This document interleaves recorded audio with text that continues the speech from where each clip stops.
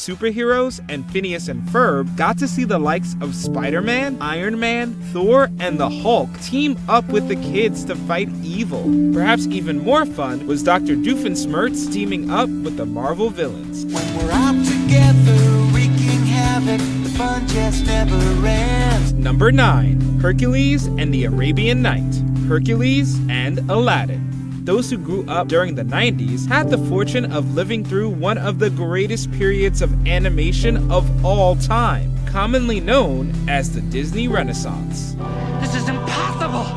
You can't be alive! You'd have to be a god? Both 90s classics Aladdin and Hercules even got TV spin-offs. I promised the Sultan I'd keep the prince happy. Despite the shows not being on at the same time, they shared a setting and a mythologically inspired past. Thanks to some meddling from Jafar and Hades, Aladdin and Herc battled each other at first, but eventually realized the ruse and teamed up. The episode's finale also saw that pair playing off each other's strengths to defeat the dastardly duo of Disney villains. I'll take that.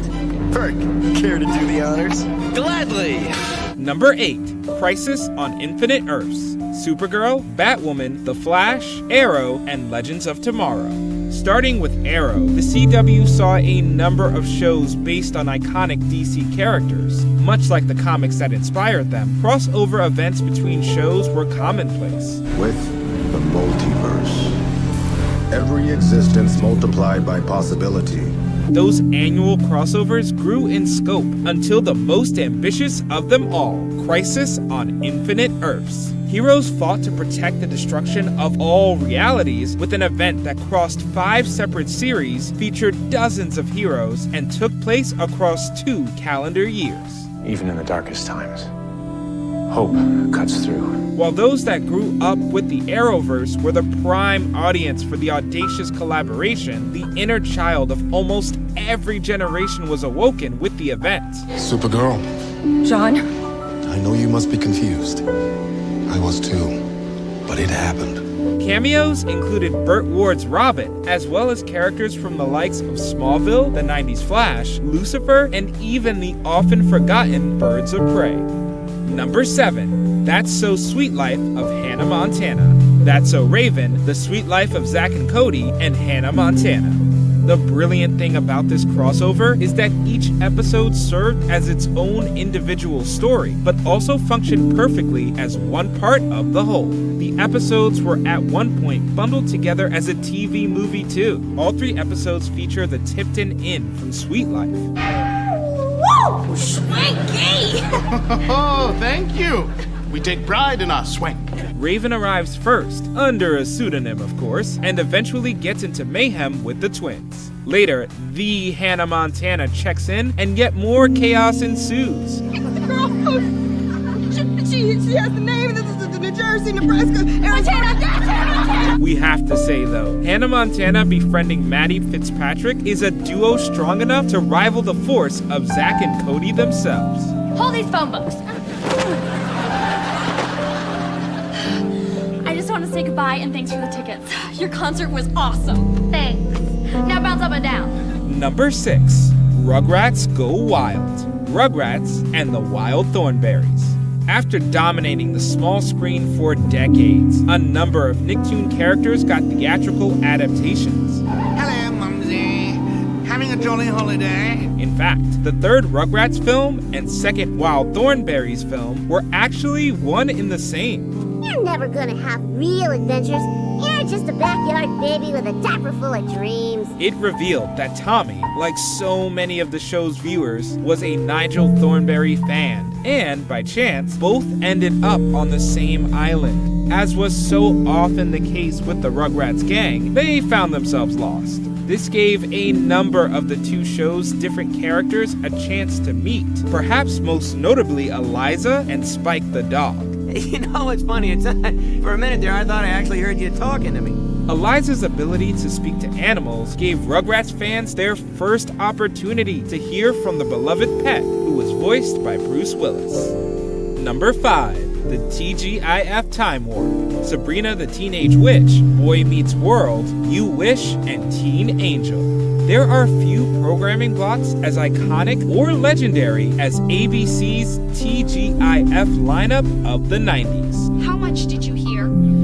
I heard you talking to Satan. Sabrina the Teenage Witch and Boy Meets World were stalwarts, and Sabrina at one point even had a cameo after Corey and company met a group of witches. Soon after, there was a much more ambitious crossover. Time travel antics began on Sabrina when Salem swallowed a time ball and jumped across different shows, sending each to a different decade. What's going on? How'd I get back in the 60s? Where's my time ball? After Sabrina ended up in the 60s, Boy Meets World was thrown back to the 40s, with Corey preparing to leave for war. Next up, the Genie show You Wish traveled to the 1950s, and the saga wrapped up in the 70s on Teen Angel. I wish life could be like the 70s again. Ooh, that is a bad thing to say when you're holding a magical time-traveling cat. Number 4, the Jetsons meet the Flintstones. The Jetsons and the Flintstones.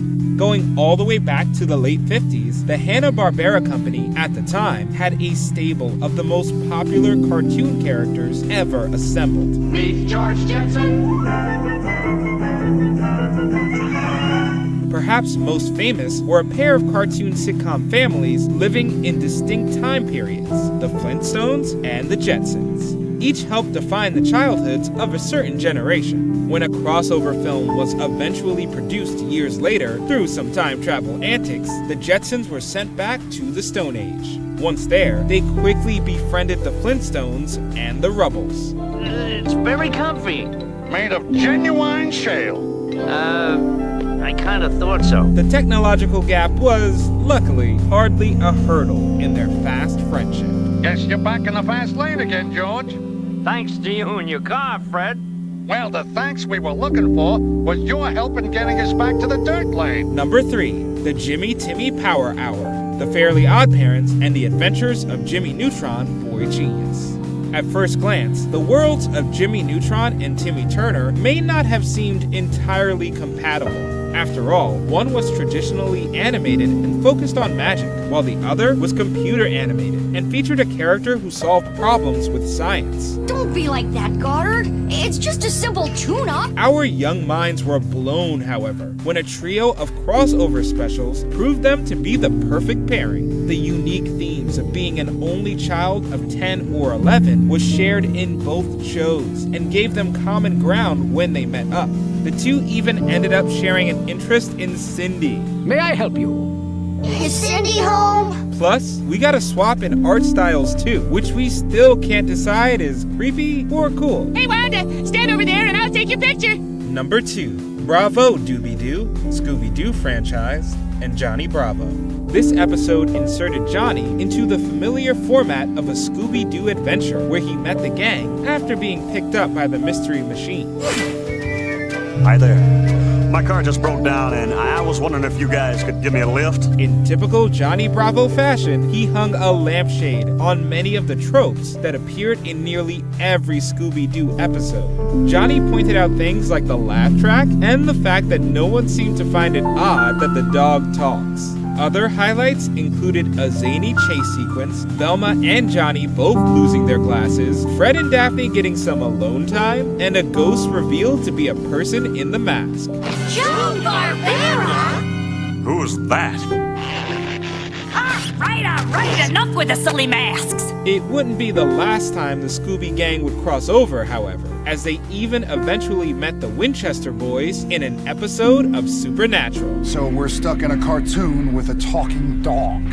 Not just any talking dog, the talking dog. Before we unveil our top pick, here are a few honorable mentions. Ghost Story, Rugrats, and Real Monsters. The Rugrats tell scary stories with some real monsters in them. Get 'em, monsters! Eddie Munster, Foster's Home for Imaginary Friends, and Ed, Ed, and Eddie. Ed, Ed, and Eddie briefly cross paths with the imaginary friends. He must be disturbed from his slumber. He becomes quite vicious when alarmed. Counting on it. I'm telling Mom! Who on Wild Wild West, Cousin Skeeter, and Keenan and Kel. Skeeter meets up with Keenan and Kel on a western vacation. Skeeter, I think there's somebody else in your bed. Nah, not just somebody. My name's Skeeter. I come from Manhattan. My skills are fat and I'm smoother than satin. Big Time Beach Party, Big Time Rush, and SpongeBob SquarePants. SpongeBob's friend, Patchy the Pirate, looks for gold with the band.